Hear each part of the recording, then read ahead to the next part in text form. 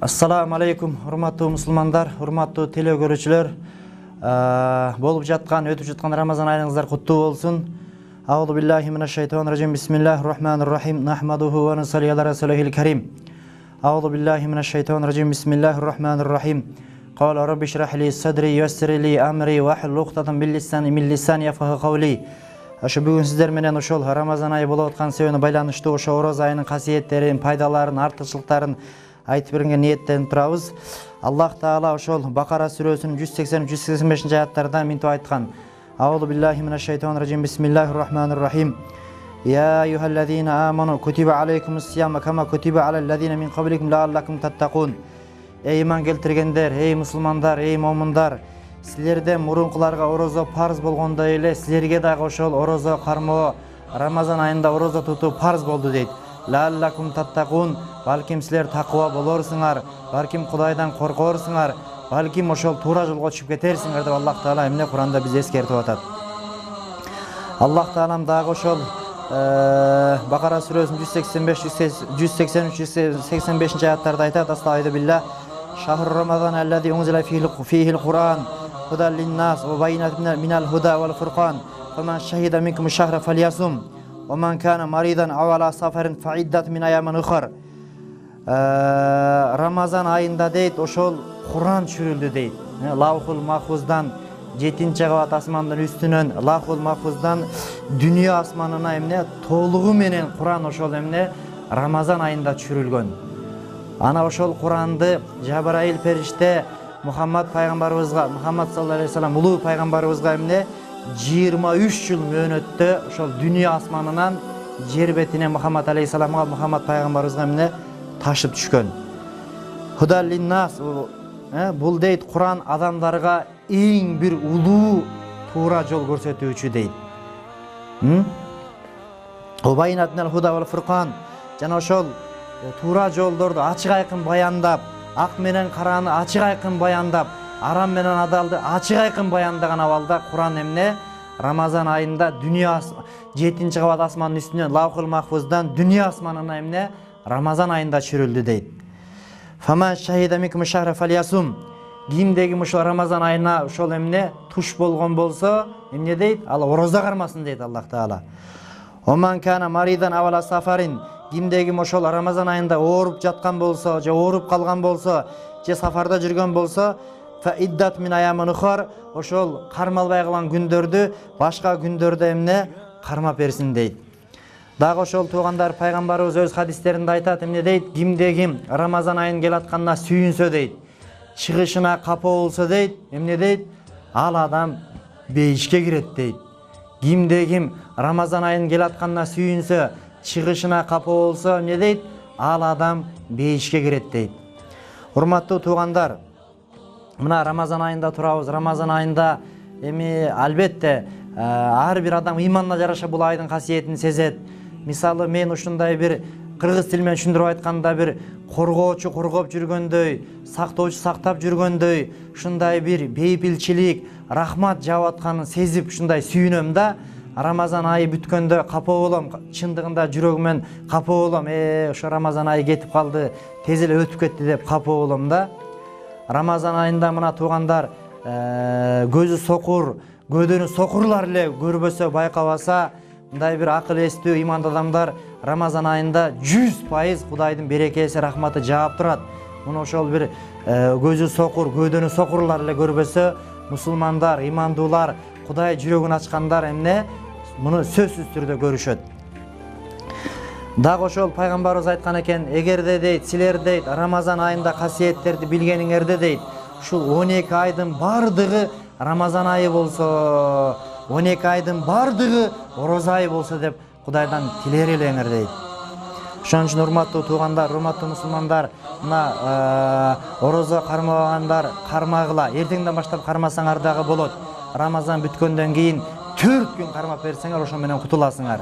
Ороза кармабаган эжекелер, карындаштарым, силерге да айтарым, кармагыла, кармагыла. Алла Таала аялдарга жеңилдик берип, мына айызы келген, этек кири келген эң аз 3 күн, эң көп 10 күнгө чейин ошол ороза кармабайт, эс алат. Айт бүткөндөн кийин ошол калган орозону кармап берсе болот шариятыбызда. Алла Таала боорукер зат, Алла Таала мээримдүү зат. Алла Таала эгерде орозо бизге ошондой эле кыйын болуп күчүбүз жетпегенде Алла Таала бизге парз кылбайт эле. Алла Таала ушундай кудуреттүү зат, бардыгын билген себептен орозо бизге эч кандай зыян эмес, тескерисинче пайда болгон себептен муну парз кылып атат. Алла Таала Куранда айтат: "Астагфиру билла, ва тасуму хайрул лакум ин кунтум та'ламун." Ва тасуму хайрул лакум ин кунтум та'ламун. Эгер ошо орозо кармоо силер үчүн жакшы дейт. Эгер билген болсоңор, эгер түшүнгөн болсоңор дейт. Орозону эч кандай бир коркпой, шек санабай кармашыбыз керек.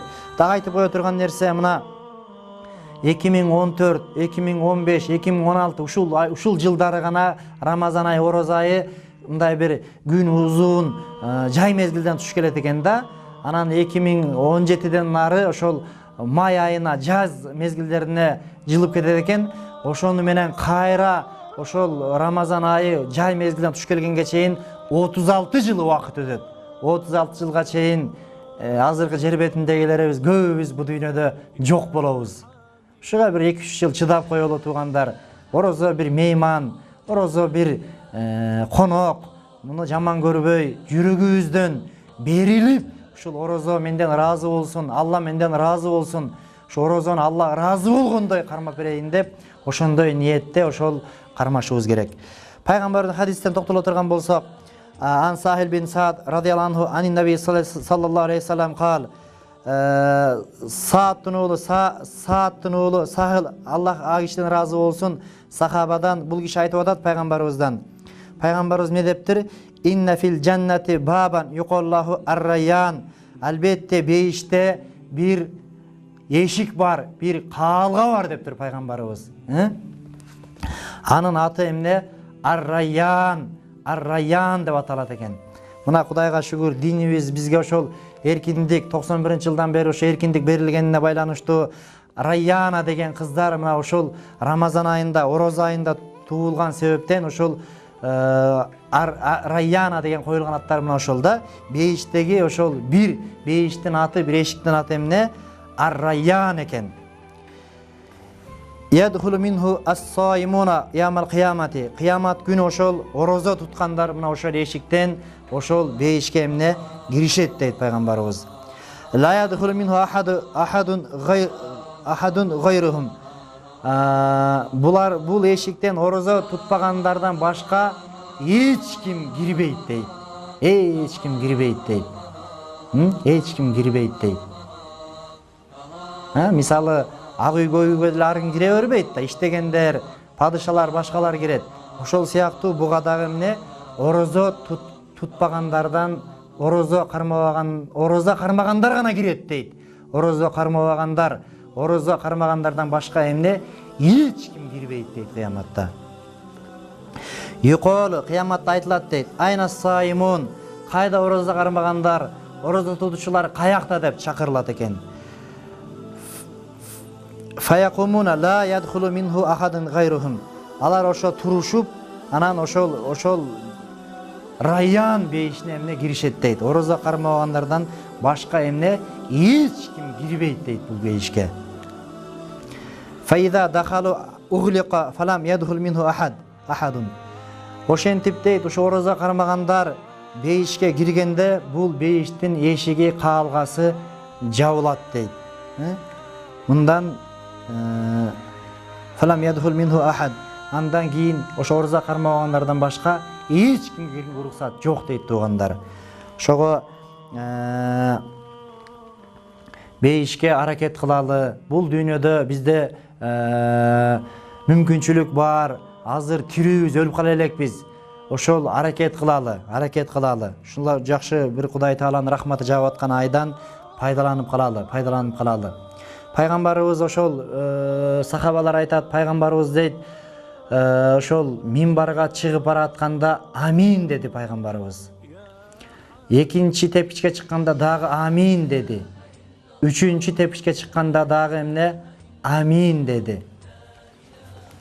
Анан пайгамбарыбыздан сахабалар сурашты: "Алланын элчиси, сиз эмнеге 3 жыл амин дедиңиз?" дегенде пайгамбарыбыз айтты: "Мен ошо биринчи тепкичке чыкканда Жабраил периште айтты дейт, ким Рамазан айында орозо кармабаса, Рамазан айынын касиеттерин пайдаланбаса, мына ошол адамдын шору курусун, мына ошол адам бактысыз болсун, мына ошол адам тозок болсун дегенде мен эмне амин дедим дейт. Экинчи ошол мен экинчи амин дегеним ошол кимде кимдин ата энеси карып калганда, ата энесинин батасын албаса, ата энесине ошондой бир мээримин төкпөсө, ата энесин колдон келишинче сыйлап калбаса, ата энесин кордогондор, ата энесин карлар үйүнө таштагандар, ата энесин кордогондор, ата энесин сыйлабагандар эмне кор болсун дегенде мен ошолондо эмне дедим дейт, пайгамбарыбыз амин дедим дейт. Үчүнчүсү ошол Мухаммад деген аты болгондо саллаллаху алейхи вассалам, Алланын ага мээрими болсун, тынчтыгы болсун, алейхиссалам Алланын ага тынчтыгы болсун деп салават айтпагандарга Алланын эмне каргышы болсун, ал адам бакытсыз болсун дегенде мен эмне дейт, амин дедим дейт. Ошого туугандар, мына Рамазан айында турабыз, ушундай бир улуу жакшылыктардан кур калып калбай, ушуну пайдаланып калалы, ушуга бир аракет кылалы. Дагы ошол пайгамбардын хадистерине токтоло турган болсок, Анаби Саид Худри радияллаху анху кала Расулуллах саллаллаху алейхи вассалам, ма мин абдин ясуму яуман фи сабилилlah illa ba'dallah bizalika al-yawmi wajhahu anin nar 70 harifan. Muttafaqun alayh. Саид натасынан, Худрилик Саид натасынан Аллах Таала разы болсун дейт. Пайгамбарыбыз Мухаммад алейхиссалам айтты. Ошол пайгамбардын биз айтып атканын мен уктум эле деп бул киши эмне бизге айтып берип атат. Эмне дейт? Пайгамбарыбыз айтыптыр, кимде ким бир күн ошол Кудайдын ыраазылыгы үчүн орозо кармаган болсо, 30 күн, 29 күн кармалат. Мына ошондун бир эле күндүк сообу эмне дейт? Алла бир күн ошол орозо кармаган болсо, бир күндүк сообун айтып атат да. Аллах Таала бул адамдын жүзүн, бул адамдын бетин 70 жылдык тозоктон, 70 жылдык жол тозоктон 70 жыл жолдой аралыкта алыс кылат дейт да. Бир күндүн сообу. Мына 30 күндү 70 жылдан көбөйтүңүз, тозоктон таптакыр эле алыс болуп, иншалла Кудайым буйруса, тозок эмес, тозоктун түтүнүн да көрбөйсүң, тозокко түшпөйсүң деген сөз бул туугандар. Мына ошону иншалла биз аракет кылалы, Кудай Тааланы тааныйлы.